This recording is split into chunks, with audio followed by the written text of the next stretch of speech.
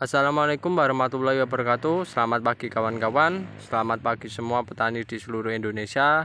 Semangat bertaninya, semangat beraktivitasnya. Semoga selalu mendapatkan hasil yang maksimal dan keberkahan. Pada pagi hari ini kan kawan, kita sudah melakukan proses penyiraman terhadap tanaman cabai keriting kita, yang dimana kita menyiram dengan menggunakan mesin pompa air ya, yang dimana kita ambil dari sumur bor karena kondisi kemarau semacam ini pastinya air itu sulit didapat, dan kita untuk memperolehnya ya itu kita lakukan dengan cara memompa dengan menggunakan mesin air pada sumur semacam itu, lalu kita siramkan ke tanaman.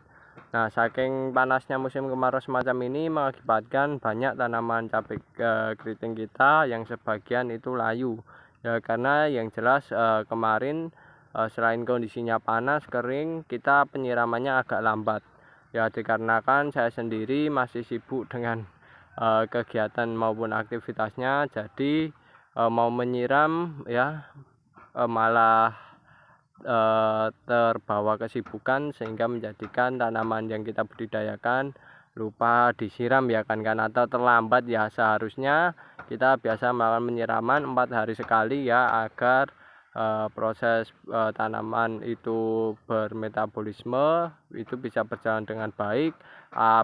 Alangkah lebih baiknya juga kalau bisa setiap hari saat musim kemarau semacam ini, karena musim kemarau semacam ini tanaman pasti membutuhkan air ya. Kami kemarin ya hampir 7 harian tidak kita siram, dan tanamannya mengeluarkan respon begitu layunya mereka ya kan kawan, ketika tidak kita siram. Nah, oleh sebab itu ketika kondisi layu semacam ini, saya menyampaikan pada para petani di seluruh Indonesia ya, meskipun kondisinya layu, kawan-kawan jangan pernah melakukan proses pemupukan. Jadi tanaman yang kondisinya layu semacam hal diakibatkan stres ataupun yang lainnya ya kan kawan ya, tanaman itu layu, nah itu jangan langsung dipupuk.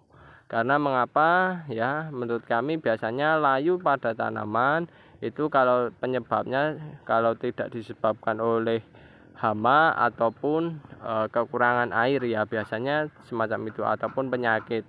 Nah, ketiga hal ini yang menjadikan kita perlu memberikan trik tersendiri ya bagi setiap pelakuannya. Jika terserang hama bagaimana, jika terserang penyakit bagaimana, nah itu kan perlu melakukan triknya sendiri. Nah, kondisi saat ini tanaman kita layu disebabkan karena kekurangan air, bukan karena serangan hama ya kan kawan.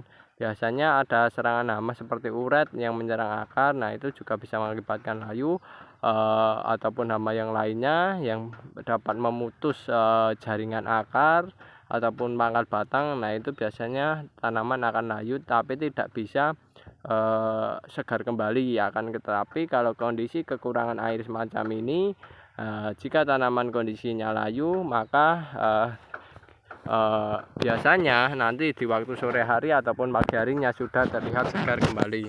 Nah, ketika kondisi layu kan kawan ya, meskipun itu prosesnya perawatan ya, pastinya kan kawan perlu melakukan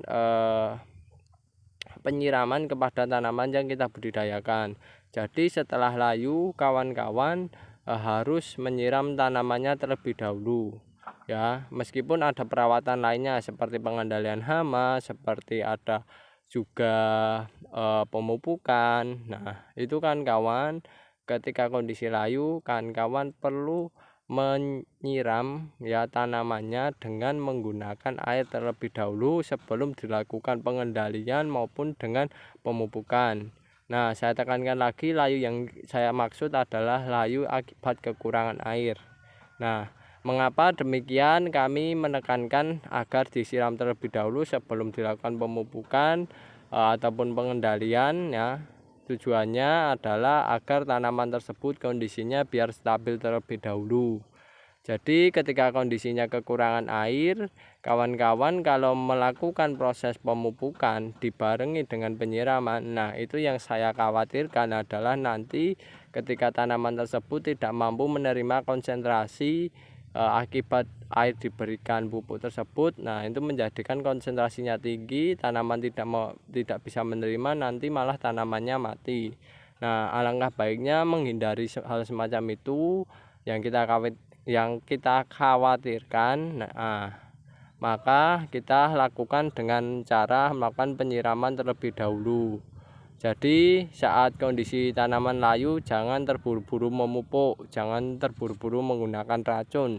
Alangkah baiknya kawan-kawan stabilkan dulu tanamannya, baru kita melakukan proses pemupukan. Nah, semacam itu. Dan pemupukannya pun dosisnya jangan terlalu tinggi banget kawan-kawan ya.